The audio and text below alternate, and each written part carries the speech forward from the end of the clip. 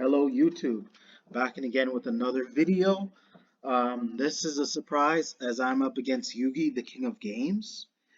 It's not the same deck like you see in the anime, but I'm playing this old Yu-Gi-Oh deck that I have right now. And this is like the cards that I'm mentioning right now, the Crusader cards.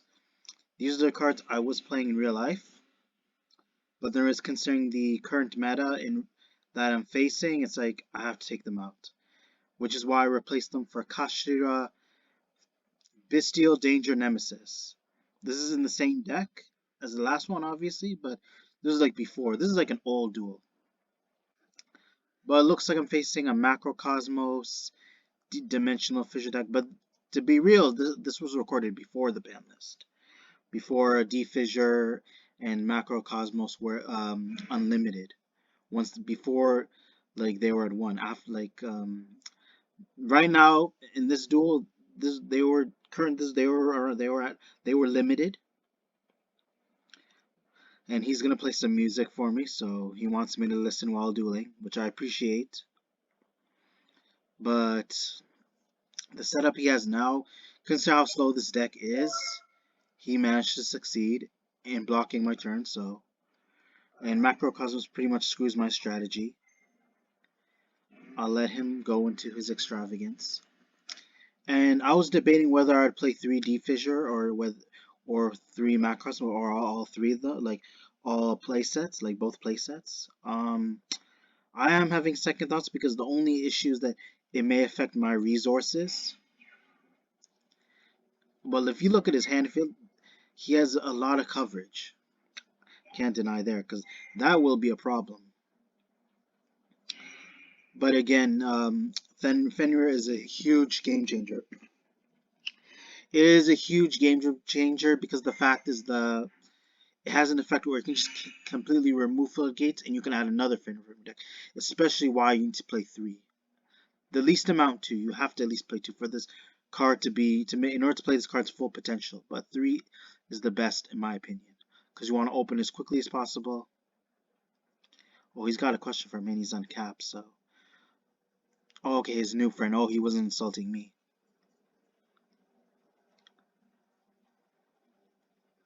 So I'm trying to help him out. So it banishes any card. So what I'm trying to say is like he wouldn't be able to activate Droll and Lockbird, which kind of is true though because has to be sent to the grave. I even said has to be in the grave to resolve. He still retrieves Droll and Lockbird. It's not like it's removed, but in order for it to activate, in order to activate its effect, you have to send it to the graveyard. If Macrocosmos is face up, cards are banished. Any card that sends to the grave is banished. But at the same time, for a card to be able to resolve its effect, has to be banished. I mean, has to be sent to the grave. Sorry. If it is banished, there's no way he can actually activate Drone Lockbird. It has to be sent to the grave. But pretty much Cosmos like cancels that out. It does not enable the effect. It would not be able to resolve simply because it is being banished rather than sent to the grave. Because when you send it to the grave, then the effect will apply.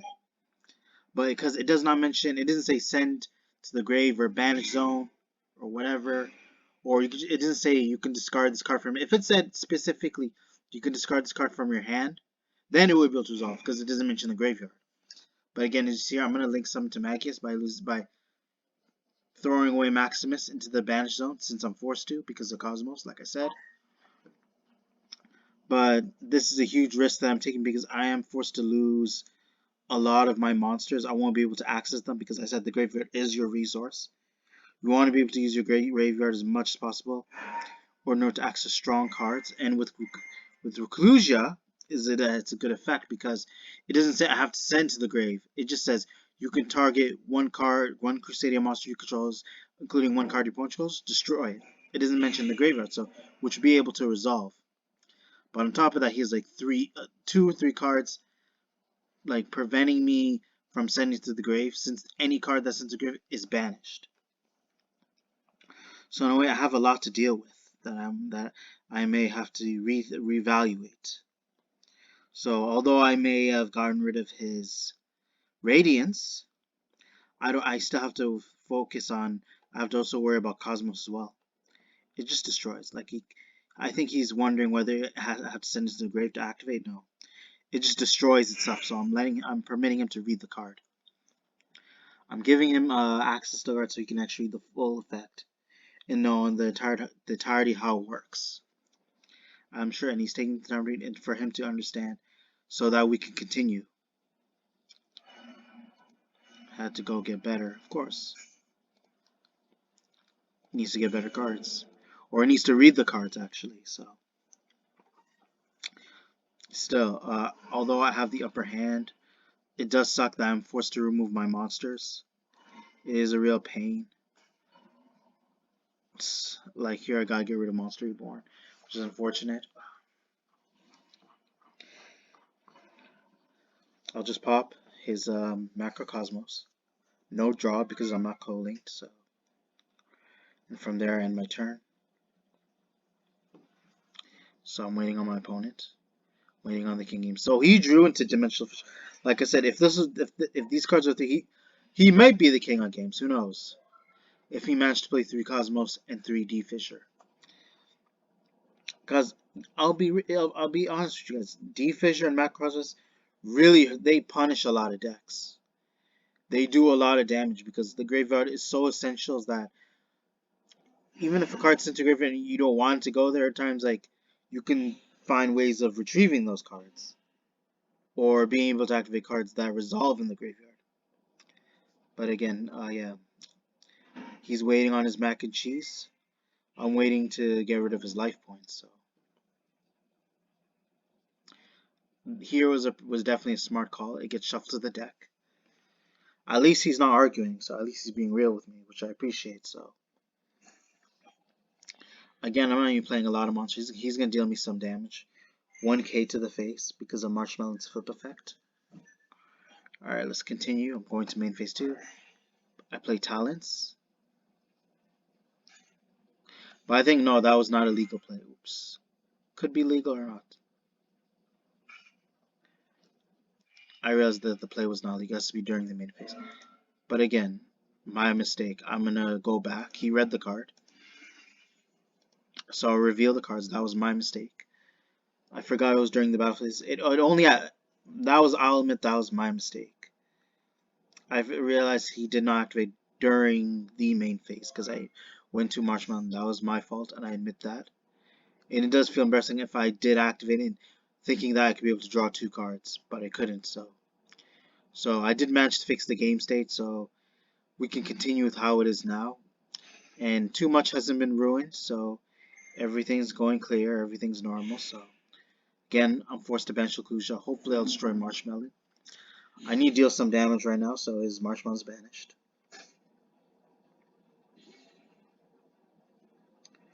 So I'm going to tribute Fenrir.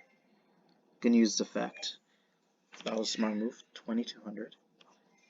25. So definitely back and forth right now. So I'll use his effect to retrieve Draco. Now my turn. That's fine. I draw into Jerusalem. He plays there can only be 1. That's fine. Overall, pretty smart move. But this isn't really enough to take down my field. So because Crusaders can get around there can only be 1. If you guys can tell, they have different types. Every unique Crusadia monster has pretty much its very own type. You could tell. So I'm showing you as proof.